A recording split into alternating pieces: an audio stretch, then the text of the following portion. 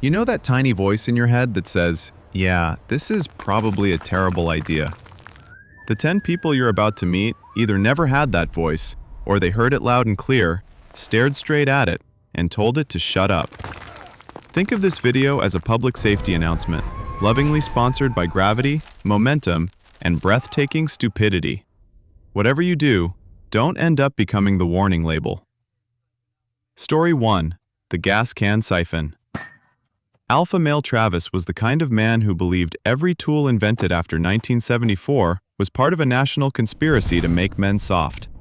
Funnels? For cowards. Siphon pumps? For people with feelings. Doing anything the easy way when you could do it the dumb way and call it old school? Now that was character. So when he needed to move gasoline from one can into another, Travis did not think, let me grab the proper siphon pump sitting 10 feet away in the garage. No. He looked at the hose, looked at the gas can, and activated the exact part of the male brain responsible for both garage accidents and YouTube apology videos. I'll just do it with my mouth. That's not a plan. That's a cry for help in cargo shorts. Now, this was happening in his driveway on a warm American afternoon. Peak conditions for avoidable stupidity. Birds chirping, lawn half mowed, neighbors somewhere nearby pretending not to stare. The whole scene had that classic suburban energy of something incredibly preventable is about to become a story people tell at cookouts. And Travis was ready. He had the swagger of a man who had never once been embarrassed hard enough to change. The kind of guy who hears, there's a safer way, and reacts like you just insulted his bloodline. In his head, using a siphon pump would have been admitting weakness, a loss, a surrender to convenience. His wife saw what he was doing and hit him with the only sane sentence in a 50-foot radius. Why don't you just use the pump? Travis gave that little driveway laugh. That terrible little, baby, relax laugh that has caused more household chaos than raccoons and extension cords combined. Because this is faster. Sure. And jumping off a roof is faster than taking the stairs, Travis. That doesn't make it a system. So he shoved one end of the hose into the gas can, stuck the other end in his mouth, and bent over like a man about to lose an argument with petroleum. And this is where every molecule in the universe leaned in and said, okay, let's see how committed he is. Because siphoning gas isn't magic, it's physics. You create flow, let gravity do the rest, and, this is the important part, keep your face out of the equation. Travis, however, had built his entire strategy around putting his face directly into the equation. He sucked once. Nothing. Twice. Still nothing. And that should have been the moment where a smarter man walked away and let the gene pool cool off for a second. But Travis wasn't just trying to move fuel anymore. Now he was in a competition with the hose. And once a guy like that starts losing to an inanimate object, things escalate fast. So he pulled harder. And the gas hit him like the world's worst Capri Sun. Straight into the mouth, into the throat, into the lungs, into the last remaining fragments of his dignity. What followed was not graceful.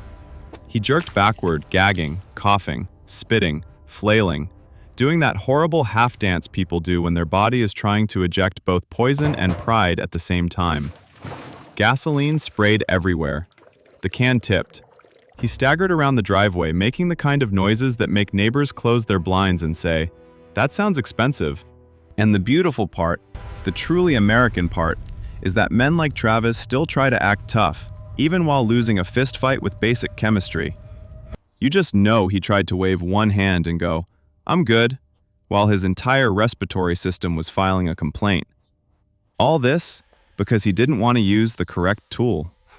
Travis looked at a $5 pump and decided he'd rather siphon gasoline like a pioneer with brain damage. He wanted to save time, prove a point, and feel like a man. Instead, he turned himself into the dumbest possible middleman between a gas can and reality. Story 2. The Escalator Parkour Idiot. Brandon was the kind of guy who couldn't walk past a completely normal piece of public infrastructure without wondering how to make it everyone else's problem. A staircase? Too boring. A handrail? Opportunity. An escalator in a crowded mall? apparently a stage for greatness. Now, normal people use escalators for what they were designed for, standing there silently, staring into the middle distance, and pretending their shopping bags aren't cutting off circulation. Brandon was not a normal person. Brandon was one of those men who had confused attention with talent sometime around age 16 and never financially recovered. He loved an audience, didn't matter who. Friends, strangers, store employees, a baby in a stroller, some exhausted woman holding 3 Bath & Body Works bags. If there were eyeballs nearby, Brandon's brain immediately started pitching garbage. And on this particular Saturday, deep inside a crowded mall full of teenagers, families, and people just trying to buy sneakers in peace, Brandon spotted the escalator handrail and had the kind of thought that should legally disqualify a person from owning shoelaces. I bet I could slide that. That's it. That's how thin the wall is between civilization and nonsense. One chrome rail, one idiot, one sentence. His friends laughed in the dangerous way bad friends always laugh. Not because something is funny, but because they can already sense the approaching disaster and don't want to miss it. One of them pulled out a phone immediately because, of course he did. Male friendship at that point is just evidence collection with good lighting. Now, an escalator handrail is not a skate rail. It is not a stunt prop. It is not there so one overgrown mall goblin can test whether his bones believe in vertical descent. It is a moving rubber belt attached to a machine specifically designed to transport shoppers, not one man's diseased need to be that guy. But Brandon had already committed emotionally. And once a man like that commits emotionally, his body becomes the last to know. So up he went to the top landing. He sized up the rail, took a few little bounce steps backward like he was preparing for an Olympic event instead of a lawsuit. He even adjusted his hoodie, which kills me because men always do that tiny little costume prep right before humiliating themselves in public. Like, yes, Brandon, straighten the sleeves. Make sure you look sharp for the security footage. One of his friends said, "Bro, no way." Wrong sentence. Because no way to a man like Brandon doesn't sound like caution. It sounds like a challenge issued by God himself. So Brandon ran at the rail, hopped up, and for one brief, cursed second, it kind of worked. That's the problem with bad ideas. Sometimes they survive long enough to become confident. He landed on the rail awkwardly, half sitting, half straddling, sliding downward with the exact posture of a man whose ancestors did not survive winter for this. People turned, a few gasped. A child probably learned a new word from his mother's face alone. Brandon, feeling the attention hit like a drug, raised one arm like he was about to stick the landing on stupidity itself. Then the escalator moved. Because he had forgotten one tiny detail. The rail was not just a rail. It was a moving part in a machine. His balance shifted. His legs swung wrong. One foot clipped the side panel, and suddenly he wasn't riding it out anymore. He was being physically reorganized by mall engineering. He pitched sideways, lost all control, and came off the rail in a full-body retail collapse, crashing into the metal side and the escalator steps, with all the grace of a bag of wet laundry thrown down an office building. Phones dropped. Bags flew. Someone screamed. His friends stopped laughing in that immediate, cowardly way men do when the bit turns into paperwork. All this because Brandon couldn't just use the escalator like a taxpayer. He looked at one of the simplest machines in America and decided to turn it into a parkour audition nobody asked for. He didn't lose to bad luck. He lost because he thought public convenience equipment existed to help him feel interesting for 6 seconds. Bạn có nhớ yêu cầu của tôi là gì không? Thought for a couple of seconds. Story 2. The Escalator Parkour Idiot. Brandon was the kind of guy who couldn't encounter a completely normal public object without asking the dumbest possible question. A bench? Can I jump off it? A fountain? Can I climb it? An escalator in a busy shopping mall full of families, strollers, and people just trying to buy socks in peace? Can I make this about me? That was Brandon's real talent. Not athleticism, not coordination, not charm. Just the supernatural ability to turn ordinary architecture into a personal audition tape for humiliation.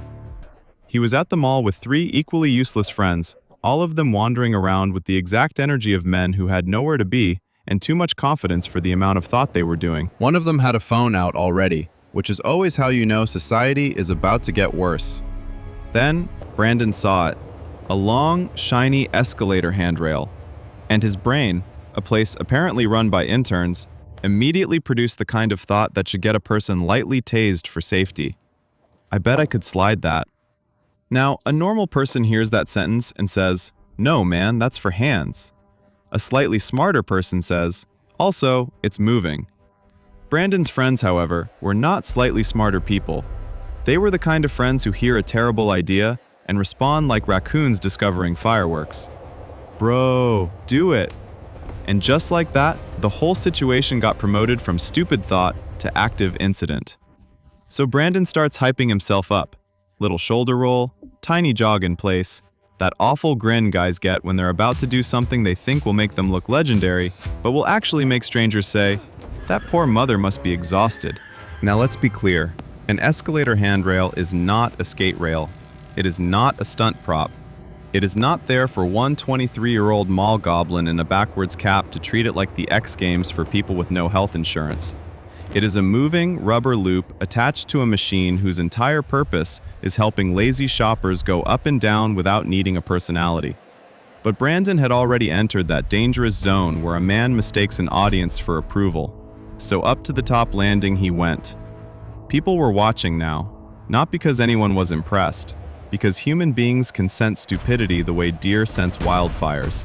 A mom pulled her kid a little closer. A security guard in the distance started doing that "should I intervene or just let this become paperwork" calculation. Brandon backed up, took a running start, and jumped onto the rail. And for one deeply cursed second, it almost worked. That's the problem with bad ideas. Sometimes they survive just long enough to become confident. He landed halfway on it, sliding down with both arms out like a man who had confused "not dead yet" with "nailing it." His buddies were screaming. He was grinning. Somewhere in his head, he probably thought this was the moment his life split into before and after becoming cool.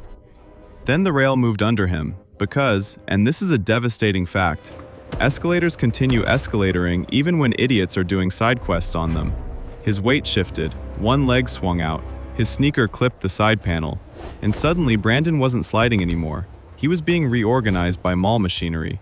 He twisted, pinwheeled, and came off the rail sideways in a full-body collapse that looked less like parkour and more like a hoodie full of groceries getting thrown down a staircase. Phones dropped, bags flew. A child started crying. His friends stopped laughing in that immediate coward way men do when the joke turns into consequences. All this because Brandon couldn't just use the escalator like a taxpayer. He looked at one of the simplest inventions in modern America and thought, "I can probably disrespect this publicly." He could. Once. Story 3. The Garage Jack Philosopher. Derek was the kind of man who believed every warning label was written by a coward in khakis. Jack stands? Overkill. Wheel chocks? Paranoia. Taking 10 extra seconds to avoid being crushed by 2 tons of steel? Apparently an insult to his manhood. Derek had one of those suburban guy brains that turns every simple repair into a weird little masculinity contest. If the dishwasher made a sound, he took it personally. If the mower coughed, he stood over it with both hands on his hips like he was about to issue a presidential statement. And if the car needed a quick fix underneath, well, obviously the correct move was to ignore every safety rule ever invented and slide under there like he was starring in a low-budget remake of Fast and Furious, No Insurance. The problem that day was tiny. That's what makes this so beautiful. He just wanted to check something under the car. A leak, a loose line, a rattling part. One of those boring little car problems that normal people either take to a mechanic or, at the very least, approach with enough caution to remain legally classified as mammals. But Derek didn't want to pay a shop fee, and he definitely didn't want one of those professional guys telling him something he could have Googled with the confidence of a man who has never had enough consequences. So he rolled the car into the driveway, popped open the garage, and grabbed the cheapest little hydraulic floor jack he owned. Not a good one, not a heavy-duty one, the sort of jack that looks like it was designed by accountants for people who think budget is a personality trait. Now, any decent human being with one working ancestor whispering from the afterlife would have also grabbed jack stands. Derek had jack stands. That's the insane part. They were right there in the garage, sitting on the shelf, existing, waiting, doing the one thing jack stands were born to do: stop a vehicle from becoming an extremely aggressive ceiling. But Derek looked at them and made the classic American male mistake of translating recommended into for people with weak bloodlines. "I'm just going to be under there for a second," he said. That sentence alone has probably killed enough men to start its own union. His wife heard that and asked, from inside the house, the only intelligent question anyone asked all afternoon: "Are you using the stands?" Derek laughed. That awful little driveway laugh. The laugh of a man who is one shortcut away from becoming a neighborhood story. "Nah, I'm not rebuilding the engine. It's just quick." Right, because steel famously respects time limits. So he jacked the car up, gave it one little shake, the ceremonial dumb guy shake, where men physically test danger just enough to convince themselves they understand it, and then slid underneath on a cardboard sheet like he was entering a contest called "Who Can Ignore Basic Survival Skills the Hardest?" And for a moment, it probably felt fine. That's the thing about bad ideas. They are often very supportive in the beginning. Derek got under there with a flashlight, squinting up into the underside of the car, muttering little fake mechanic phrases to himself like, "Yep," and "There it is," as if diagnosis is just tone of voice plus stubbornness. He reached up, twisted something, wiped a little grime on his shirt, probably felt fantastic.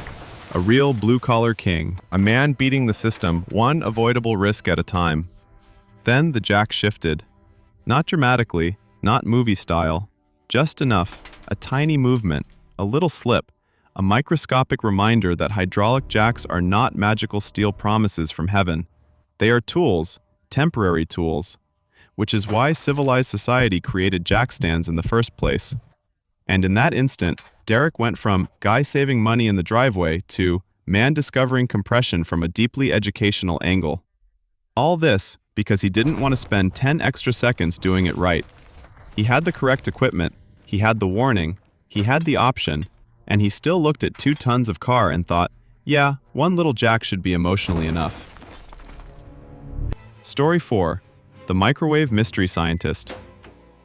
Kyle was the kind of man who looked at a household appliance and immediately wondered how close he could get to felony-level stupidity before dinner. A microwave, to normal people, is for reheating leftovers, burning popcorn, and occasionally turning coffee into liquid rage. To Kyle, however, it was a laboratory, a sacred chamber of discovery, a box where science and bad judgment could meet in the middle and make the whole kitchen smell like regret. And that's the first thing you need to understand about Kyle. He was not curious in a smart way. He wasn't the kind of curious that leads to medicine, telescopes, or the wheel. He was the kind of curious that makes a grown man hold a lighter near hairspray just to see the shape of the flame.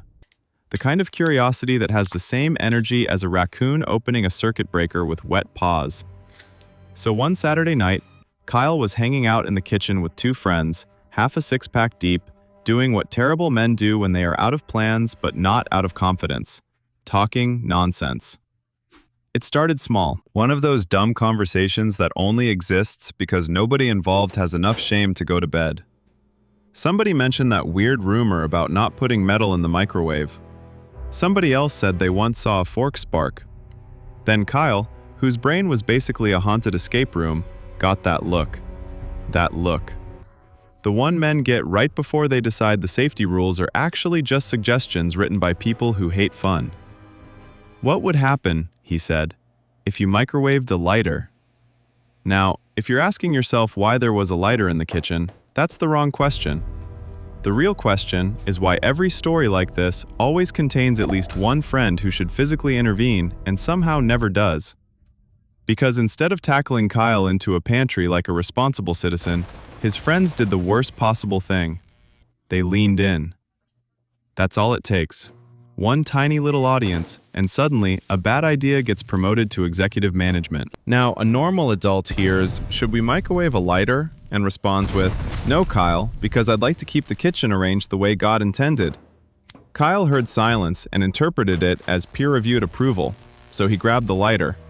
Just a cheap plastic disposable one, bright red, still had fluid in it, still had pressure in it, still had every possible reason not to be placed inside an appliance whose entire job is agitating molecules until something gets hot and weird. Kyle, however, was not distracted by facts. He was distracted by the possibility of being the first man in the room to discover the answer to a question no one with a functioning future had ever needed answered. He opened the microwave, set the lighter right in the middle of the glass plate, shut the door, and stood there with his finger hovering over the buttons like a man about to launch a space shuttle for idiots. One friend actually said, "Bro, maybe don't." Too late. Because once Kyle hears, "maybe don't," the same broken part of his soul hears, "history is calling." He hit start. For the first second, nothing happened. Then a little flash. Then another. And Kyle smiled in the deeply punchable way men smile when things are just unstable enough to still feel exciting. That was the problem, because stupid people always mistake the first warning sign for entertainment. The lighter started popping around on the plate, flashing and crackling like the microwave itself was trying to cough up a restraining order. Kyle and his friends did that half-laugh, half-yell thing men do when they know something is wrong but still want to look like they're in on it. Then the whole thing escalated. Fast. Not oops fast, not some sparks unplug it fast. I mean the kind of fast that instantly changes a guy from kitchen scientist to future example in a workplace safety video. All this because Kyle needed to answer the question, what happens if? And the beautiful part is, everybody already knew what happens if you microwave a lighter. You get the same thing Kyle got, a very short experiment, a very loud answer, and a very permanent reminder that curiosity is only cute when intelligence is invited too. Story 5. The Pickup Truck Roof Rider. Chase was the kind of guy who looked at a moving pickup truck and thought, yeah, but what if I sat on top of it? Not inside it, not buckled in like a taxpayer, on the roof. Because Chase belonged to that special American tribe of men whose entire personality is just boredom, cheap beer, and a deep misunderstanding of momentum. It was one of those dusty summer afternoons where nothing productive ever happens. Country music somewhere in the background, cooler nearby, half a dozen guys standing around a pickup truck with the exact energy of people who are about to become a cautionary tale. Then somebody said it. Bet you won't ride on the roof. That should have stayed a joke. But Chase heard those words the way normal people hear wedding vows. Roof? He said. That's easy. No, Chase. Microwaving leftovers is easy. This is just stupidity with elevation. So up he climbed. Hood, windshield, roof.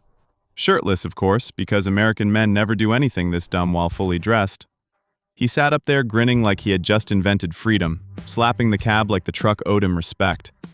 One of his friends pulled out a phone immediately because male friendship at this level is no longer protection, it's documentation. Then came the next bad idea, speed. One friend yelled, "Just go slow." Another yelled, "Nah, faster." And that's the problem with group stupidity. It always becomes a committee. Chase settled it by pounding the roof and shouting, "Give it a little gas!" That phrase should require a background check. So the truck started rolling. At first, slow enough that Chase could spread his arms and soak up the attention like some kind of redneck surf champion. His buddies were cheering. Dust was flying. For a few stupid little seconds, it almost looked cool. That's what makes bad ideas dangerous. They work just long enough to make idiots confident. Then the truck hit a rut. Not a giant ditch, not a dramatic cliff, just one ugly little bump in the road. Inside the truck, barely noticeable. On the roof, it felt like physics had personally decided to get involved. The cab jolted, Chase bounced. His balance vanished instantly, because it turns out the roof of a moving truck is not an approved seating area in any country that values a future. One second he was posing like a legend. The next he was learning that gravity does not care how many people were filming. All this because somebody said, "Bet you won't." Chase didn't lose to bad luck. He lost because he treated a moving pickup truck like patio furniture with horsepower. Story 6. The Fire Pit Gasoline Diplomat. Ronnie was the kind of man who believed every weak fire was just a motivational problem. Not a fuel problem, not a timing problem, a confidence problem. If the grill wasn't hot enough, Ronnie opened the vents like he was arguing with it. If the campfire looked a little sad, he'd squat beside it, stare into the flames, and act like the wood had personally disrespected him. He didn't understand fire, he challenged it. So when the backyard fire pit at his buddy's house started dying down during a Saturday night hangout, Ronnie took it as an insult to the entire evening. Now, normal people handle a weak fire in one of three ways: add dry wood, wait a minute, or accept that not every flame needs to look like a pagan festival. Ronnie, however, had been drinking just enough beer to enter that deeply American state of mind, where a man sees a small problem and immediately starts looking for an accelerant. And there it was, a red gas can sitting near the shed. That should have been the end of the thought. In a healthy brain, the sentence, "maybe I'll pour gasoline on the fire," gets stopped at the border and shot on sight. But Ronnie's brain had the security standards of an abandoned mall. He grabbed the can. One of the guys by the fire looked up and said, "Whoa, don't do that." Excellent advice. Strong opening. Very solid effort from the species. Ronnie laughed. That little drunk man laugh. The one that means he has already mistaken recklessness for experience. "I'm not an idiot," he said. And whenever a grown man says that while holding gasoline near open flame, you should start emotionally preparing for sirens. Because here's the thing Ronnie did not understand, or maybe just refused to respect. Fire is not a sleepy little pet you can wake up with premium liquid enthusiasm. Gasoline does not politely help. Gasoline turns a situation into a statement. But Ronnie was committed now. He gave the can a little tilt, like a man watering flowers, fully convinced he was about to become the hero of the bonfire. In his mind, this was leadership. This was practical knowledge. This was the wisdom of a man who had, at some point in his life, successfully lit a grill and turned that into a personality. Then the fumes caught, and suddenly the entire backyard got a very direct lesson in how quickly just a little becomes, oh no. The flame didn't stay in the pit, because of course it didn't.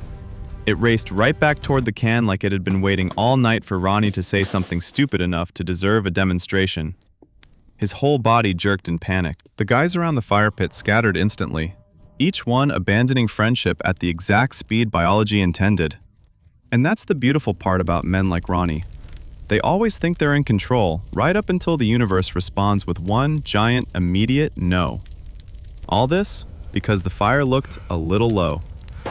Ronnie didn't lose to bad luck. He lost because he treated gasoline like seasoning. He looked at a perfectly fixable campfire and decided the missing ingredient was the same liquid used to make lawn equipment and crime scenes smell familiar. Story 7. The Forklift Party Decor Genius.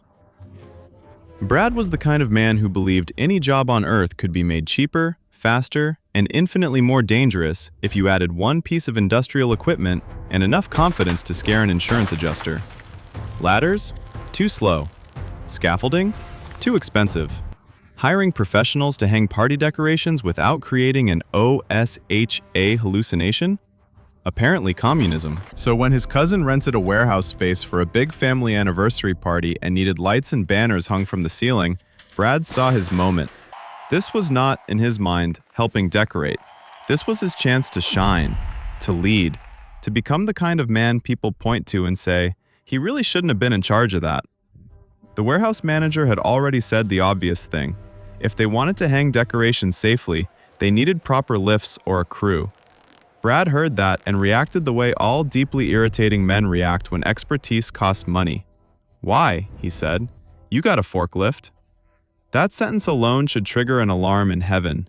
Because yes, there was a forklift, a very real forklift, a machine designed to move pallets, not one middle-aged idiot and his folding chair understanding of physics into the rafters like a human piñata stuffed with bad judgment. But Brad had already committed emotionally. And once a man like Brad commits emotionally, reality usually has to get involved physically. His plan was breathtakingly stupid in its simplicity. He'd stand on a wooden pallet. The pallet would sit on the forklift forks. His nephew Tyler would just lift him up slow. Brad would zip tie the decorations, wave to the family, probably enjoy a small internal parade for being such a resourceful legend, and everyone would move on. That was the fantasy. Now, a normal person might notice a few problems with this plan.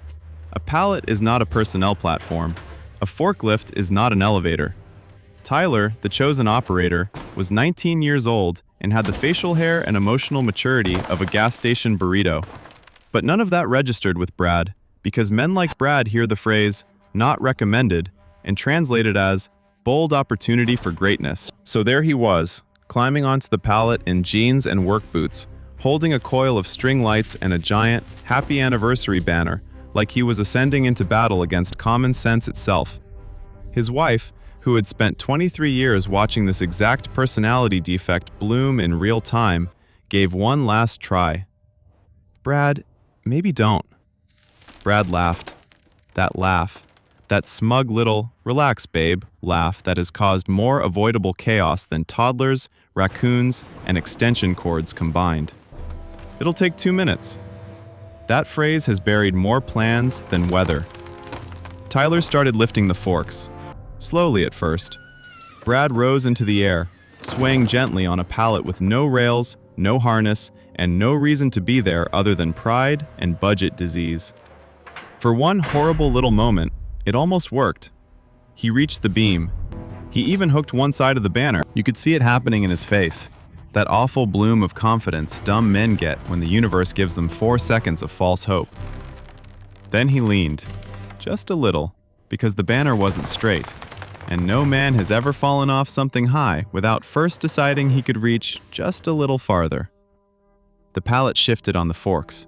Not much, just enough. Tyler panicked, which is a bad quality in a forklift operator, and an even worse one in a teenager operating one illegally during a family party setup. He jerked the controls. The machine lurched. The pallet kicked sideways. And suddenly, Brad wasn't decorating anymore. He was participating in the world's least festive warehouse safety seminar. All this because he didn't want to rent the right equipment.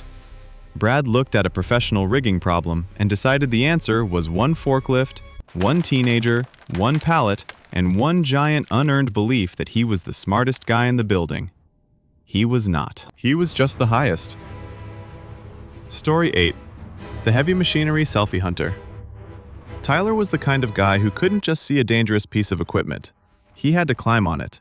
Not because he worked there, not because he understood it, because somewhere deep in his soul was the belief that every large industrial machine was secretly waiting to become his profile picture.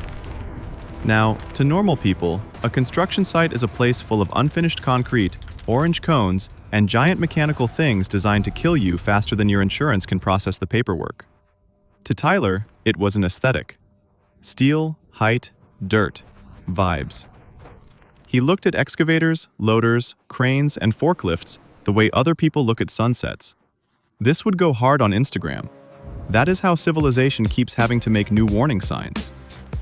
On this particular afternoon, Tyler and 2 equally unqualified friends had wandered onto the edge of a roadwork site after hours.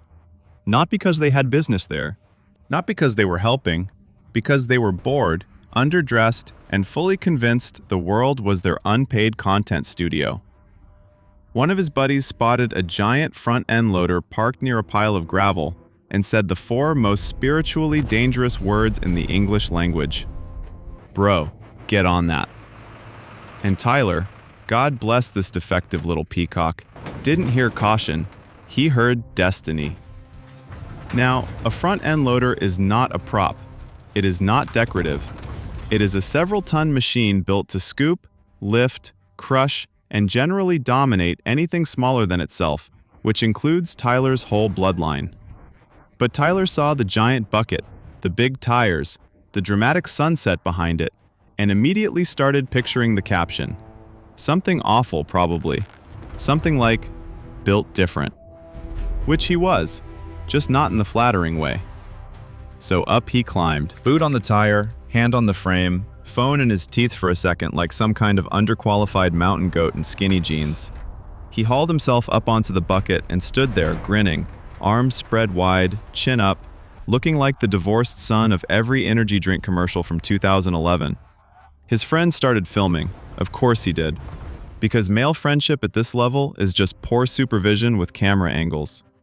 Now, if Tyler had just taken the photo and gotten down, he still would have been an idiot, but a survivable one. That was his last exit, his final off-ramp. The last chance for one lonely, functioning brain cell to stand up and say, "Okay, man, we got the shot. Let's not make it worse."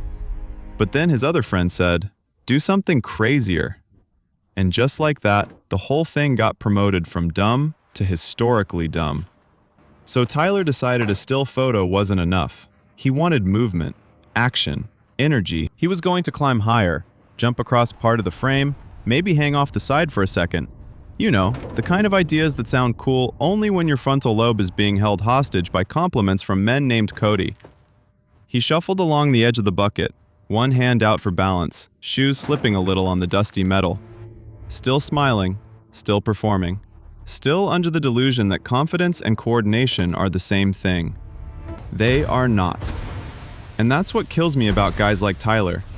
They always think the danger is dramatic. A machine starting up, a cable snapping, a giant, obvious disaster. They never respect the little stuff. One bad step, one slick patch, 1 second where your body reminds you it was not built to become decorative equipment. All this for a photo.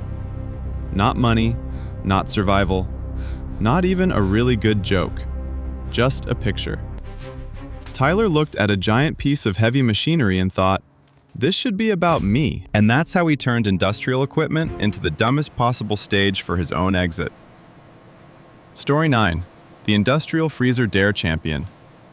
Mason was the kind of guy who treated "I bet you won't" like a court order.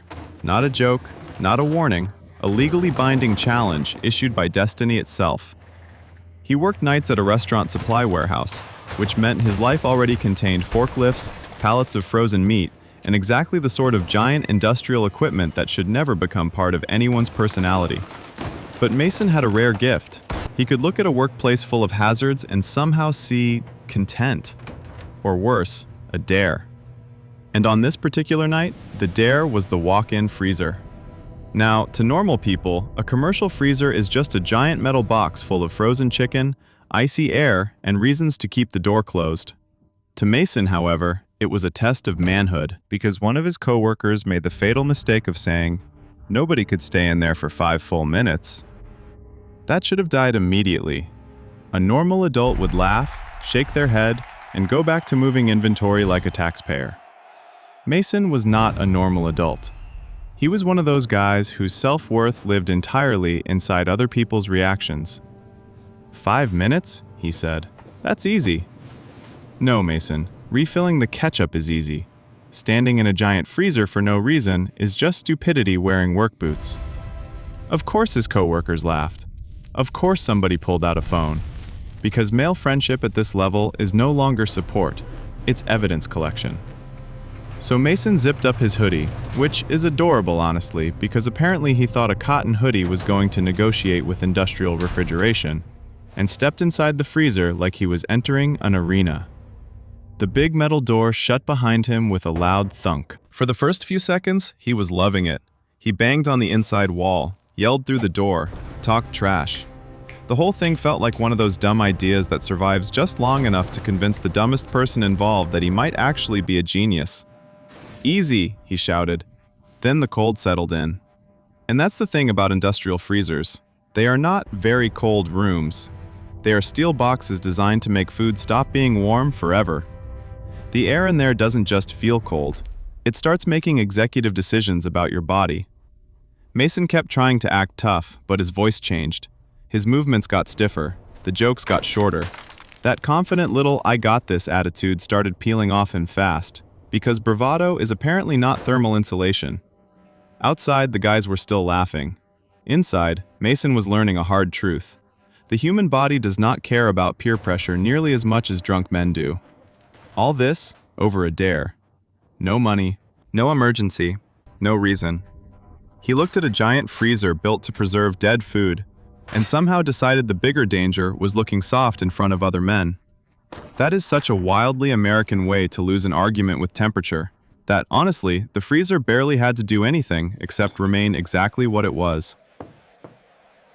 Story 10. The Barstool Superman. Darren was the kind of guy who thought alcohol turned every bad idea into a personality. Not a warning sign, not a chemical, a superpower. If he had 2 beers, he got louder. If he had 4, he got philosophical. If he had 6, he started looking around the room for furniture he could disrespect publicly. And that is how a perfectly normal bar night became a live demonstration of why Miller Lite should come with a helmet. It was late, the music was too loud, the floor was sticky, and the whole bar had that beautiful American energy of people making tomorrow's mistakes tonight. Darren was there with a few buddies, feeling incredible for no reason. Not successful, not athletic, not especially coordinated, just drunk enough to misread applause, gravity, and his own knees. Now, a normal man in a bar sits on the stool. That is literally what the stool is for. Darren, however, looked at a bar stool and thought, what if this was a launch platform? Because somewhere in his alcohol-soaked brain, he had convinced himself he was still 19, still flexible, and still one dramatic move away from becoming the legend of the evening. He didn't want to just drink beer. He wanted a moment, a clip, that magical little burst of attention every doomed man mistakes for immortality. So he started with the classics, standing on the stool, already stupid, already unnecessary, already exactly the kind of move that makes bartenders stop wiping glasses and start calculating how much blood the mop bucket can emotionally handle. His friends, naturally, did the worst thing possible. They cheered. Because male friendship at this level is just peer pressure wearing sports jerseys.